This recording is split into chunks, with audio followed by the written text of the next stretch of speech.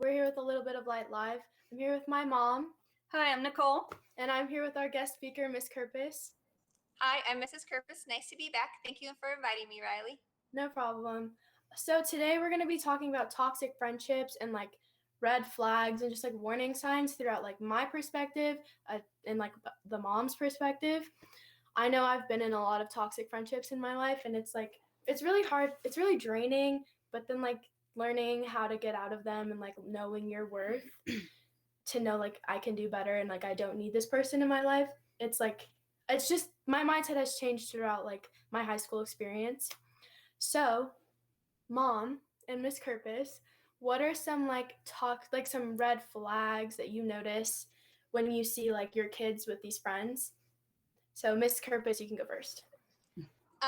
Well, my daughter's 11, so that's a little bit different than someone that your mom has a teenager. I have a tween, but definitely I think, when I think of a toxic friendship, I think of someone that's always putting you down, not making you feel good about yourself.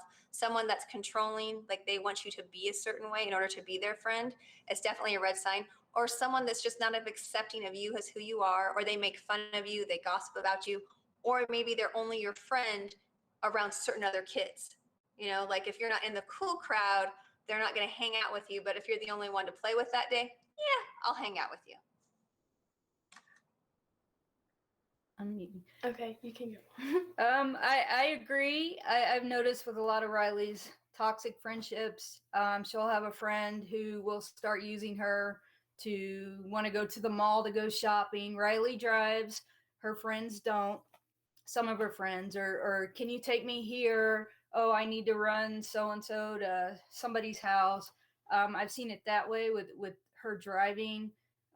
Also, one of my big red flags for a toxic friendship is when the kid that's at my house doesn't inform her parents where they're at, and all of a sudden, 12 o'clock, 1 a.m, I'm getting a text from a parent. Is my daughter at your house? I don't know where she is. To me, that's lack of respect for her parents, but it's also a lack of respect for me and ultimately for my kid.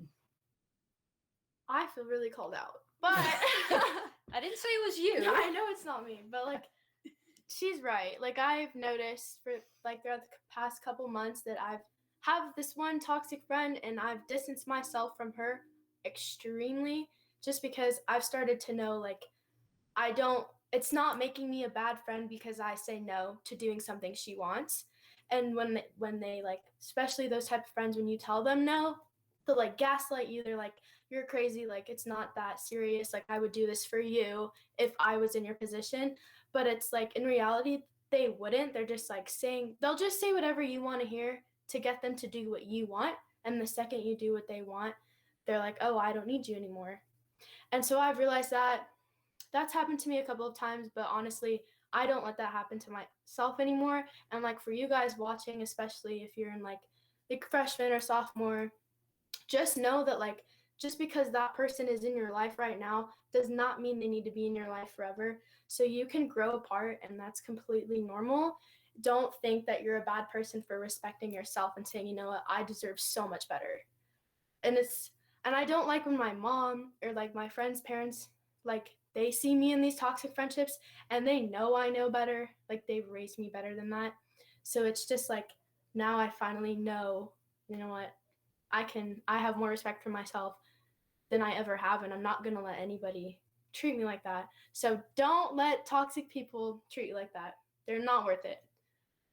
And I also think though too, because Riley, how old are you if you don't mind me asking? I'm 16. 16. So there's a big difference between being 14, 15, and 16. Like if you're a freshman, I think you're at that age where you're trying to fit in, you're new to high school. All different kids come to our school. They've come from different schools. They don't know somebody. And once you find somebody you think is a friend, you want to hang on to them because you don't want to be alone. And so I think as a freshman or a young individual, it's really easy to get pulled into that toxic friendship. And I think also if a friend isn't making you feel good about who you are, they're not a friend. I mean, that's what I would definitely tell my daughter. But I also think sometimes toxic friends, when I think about toxic friends, I think of someone that's always very dramatic. Like their life is drama, drama, drama, and they want to pull you into that drama. And then when you try and step out of it, they just want to pull you back in. And I think it's very easy to get sucked down that drama hole and, not realize that. Yeah. Do you have a lot of the same friends you had as a freshman now? No. Or do you think you've kind of matured more and picked better friends? I'm probably friends with like 2 or 3 people that I was at my freshman year, because I don't like in freshman year, I'm not even gonna lie, I was like, I want to be the popular kid, like I want to have these cool friends. But now I'm like, I genuinely don't really care at all who, as long as the people I'm friends with and they're in my life and they're making me feel good about myself, I make them feel good about themselves. Like, just like the things you need for a good friendship. If I have that, like popularity, like I don't care, like, because generally like 9 times out of 10, the people that are like up there at your school, they're just not like the best for you, because their intentions are not good, and that's not your fault for falling for that. But then it's like, it's really hard to get out of a toxic friendship, trust me, but like it is so worth it. It's not going to matter in a year. Did you feel guilty for trying to leave your toxic friendship? Like you thought you were going to be a bad person, or were you afraid like what they would say about you or things like that? In the beginning, yes, like 100%. I'd be like, I don't want to get out of this friendship because I'm going to lose this person, this person, this person, this person. They're going to think I'm rude. They're going to think whatever. But it's like, if I'm going to lose these people from backing out of one friendship, those people were never my friend in the first place. So it's like, and now it's like, if I'm in a toxic friendship, I'm not just going to be like, I'm done being friends with you, but I will distance myself. And I notice that the people I have in my life, they're still there for me and they're still my friends. It was just that one person. So if you're worried about, oh, if I get this person out of my life, all these people are going to leave, they were never genuinely worth being in your life in the first place. And that took me forever to learn. I've learned that one the hard way many times. But now I know, and now I'm like, if you think I'm mean for that, that is not my problem. It is like, it's my, like, I'll love that person, but like I love myself more to know I got to get out of here. If that makes sense. I absolutely, and I think your mom and I can both agree. As adults, sometimes it's hard to get out of toxic friendships, especially if our children are friends. You're just like, Yes. You're like, oh, here we go again. So it's hard, and I think also you have to realize, for students out there listening, and there's a difference between your friend having a bad day and just having drama all the time. We all have bad days, and that's okay. But it's when that bad day never ends, too. And I think that's really awesome that you recognize that about people, and you knew it was okay to lose this friend. And if you lost the other ones, to say, well, they really weren't your friends. I mean, that's hard for a lot of people. It's a lot harder for a lot of grown-ups to do too. So kudos to you. Thank you. Good job. Yeah. Another thing is like, another red flag that I've noticed a lot is like, if that person does something to upset me and I confront them about it, and then it gets flipped on me or it turns into this whole other fight, that's not what a friendship is, because it's not going to be perfect. Like, obviously you guys are going to make each other mad or upset each other, but the more important thing is coming to each other, talking it out, and becoming stronger than you were in the first place, like your relationship. But with like these toxic friends, it's like, hey, like this is not okay, what you're doing, it really hurt me. And then they come and flip it on you, and you're like, and they blame it on you. Like, blaming people, that's great, whatever, but that's not going to fix anything. And these toxic people, they don't understand that, and that has nothing to do with you. It is like not your fault at all. But like, you have to be the bigger person and be like, you know what, I'm not going to get an apology out of you, but I don't need your friendship if that's what it is. No, that's a great point. And you also, I think a toxic person also, if they do apologize, it's insincere, and you can totally tell. It's like, sorry, get over it. It's like a parent, when I make, child A go apologize to your brother because you did this. They don't mean that. We're just doing it to make ourselves feel better. Yep. So that person's trying to make you feel better for that 30 seconds, and then they're going to move on. Mm-hmm. So. Okay, well, we're going to go on a quick break, and then we'll come back and continue our discussion about toxic friendships and everything else involving that.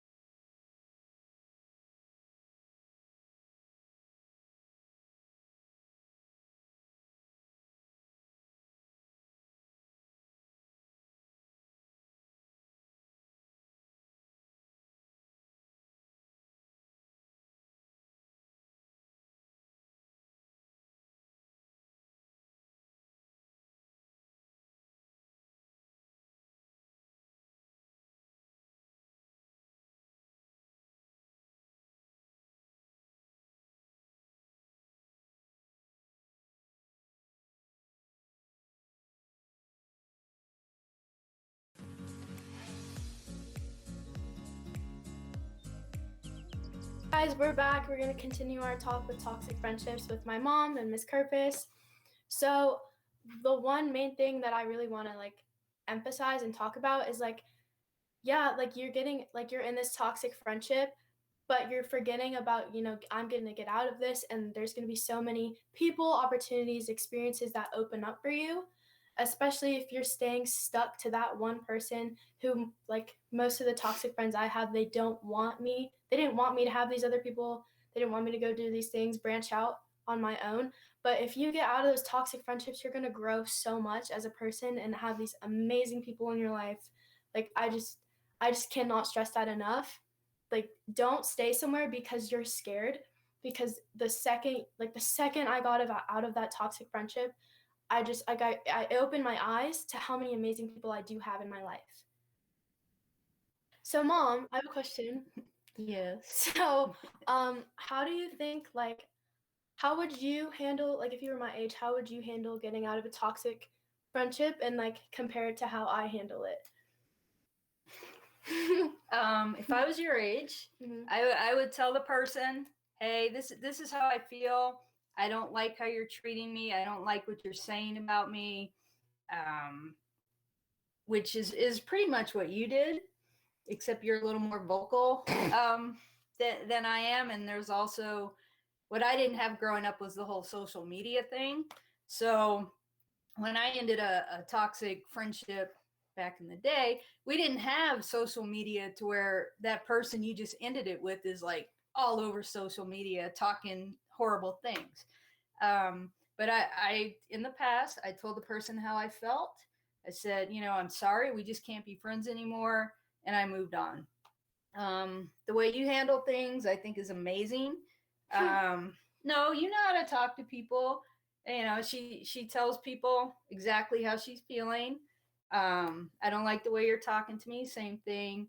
And then she moves on, and right now she has an amazing group of friends who support her, and they all get along great, and it's a good thing. So, Riley, do you think if you would have stayed in your toxic friendship, you wouldn't have your great group of friends right now? Do you think that toxic friendship would have like kind of held you back from not exploring all the people around you? 100%. I would, if I was still stuck, not even just toxic friendships, but just being friends with someone who we like, it's like we just butt heads, like I'm growing this way and they're growing that way. It's like if I stayed there, I'd be stuck, like just stuck, and I couldn't be who like I am. And like, I don't know, the people I have now, like I know what a best friend is because of the people in my life now.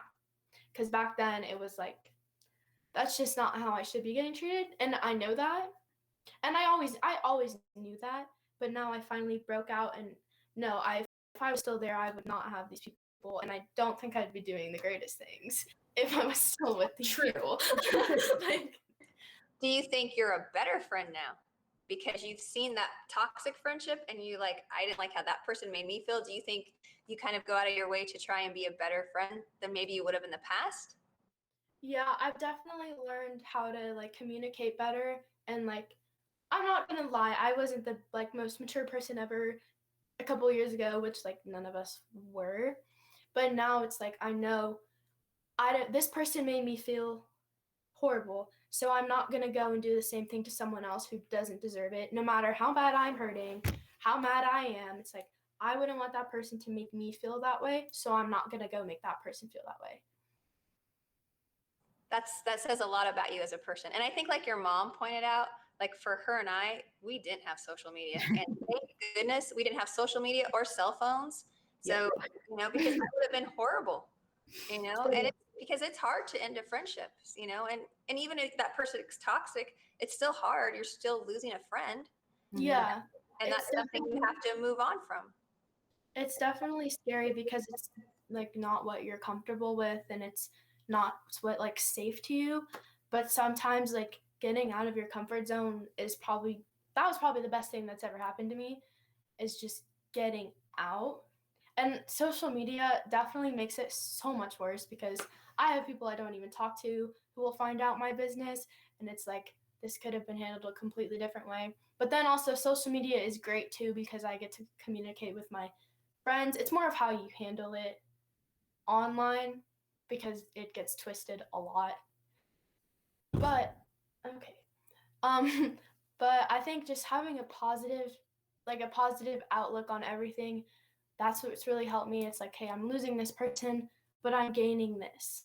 I'm losing this friendship, but I'm gaining respect for myself. I'm gaining more knowledge, more experience.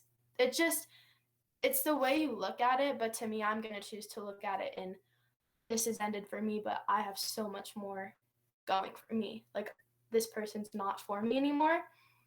Like, I don't know, that's just how I see it. I think it's better for you to think of it in a good way. So as an upperclassman, if you saw someone that was younger than you having a toxic friendship, what advice would you tell? Like, how would you tell them, like, to pull out of that friendship, or how would you offer support and comfort, I guess? I think as a mom, my support and comfort is going to be very different than your friend's support. Yeah. I think I'd want to hear, hey, like, in a year from now, 2 years from now, this person is not going to matter to you. This group of friends, they were never there for you, and they're not there for you, right? You just have to put yourself first, and it's so hard to do. The first time, it is so hard. But when you keep putting yourself first and keep, like, valuing yourself over other people's opinions that don't matter, like, it gets easier and easier. And the first time's always the hardest, but now it's just easy for me. And not easy, but it's like, it's getting better for me to be like, you know what, I deserve better. Because you're going to be with yourself forever, right? Like, you have to have a good relationship with yourself and know and be happy and just forget about these people that are not going to matter in maybe even a month. No, I agree, because you can have all the friends in the world and still be the most lonely person if they're really not your friends. Yeah. True. Yeah. That's true. Yeah. Another thing is just to, like, your parents, no matter, I know I'm going to sound like old or whatever, but, like, your parents know, they know if you're in a toxic friendship, toxic relationship, toxic anything, because they've been there. They see it. And 10 times out of 10, they're right about the friend. Don't get that. Did you hear that? No. Say that one more time. I know. They're correct about the people you surround yourself with, because my mom, I'll bring a friend home and I know she doesn't like her, and then like a couple, or like her or him, and then a couple months later it doesn't work out, and she's not going to be like, oh, I told you so, but they know. But then they also know, like, they're good friends, the amazing people you have in your life, and they'll be like, oh, like, hang out with such and such, like, just get out of those toxic friendships. It's not worth it. And really appreciate the people you do have in your life that are there for you, even though, like, I'm getting confused. Hold on. Just appreciate the people you do have in your life before, like, it's too late and they're not in your life anymore. And you look back and you're like, oh, I should have really been with them than worrying about what these people think, trying to fit in instead of just being myself with this person who makes me happy. And I think that's awesome. And, as a parent and a teacher, give that kid that sits next to you in math that you've never said hi to a chance. Say hi. That could be your next good friend. You have no idea because you were so involved in your group over here. And I mean, there's 1,800 students at this school. You have a chance to make 1,799 friends. Just reach out there. Yeah. So for, like, freshmen, sophomore, I mean, even juniors too, like, if you're in this new environment, don't stick to your comfort zone. Don't stick to inside this box because you're scared or because it's safe to you. Like, you're gonna just have so much good, amazing opportunities. Just forget about those people who make you feel low, and, like, just know your worth. Because I promise you, they are not worth it. Like, I promise. Okay, well, it's about 2:05, so I just want to thank you guys so much for coming. Thank you, Mom. You're welcome. Thank you, Ms. Kirpes. Thank you, everyone. Have a wonderful day, everybody. Make sure you subscribe to our YouTube channel, and if you have any questions, we have an anonymous Google form that you can fill out, and then we can answer them on the next show we have. And also, happy early Mother's Day, and Thank you. Appreciate your mothers. They're really always there for you. Okay, well, I'll see you guys later. Bye, guys.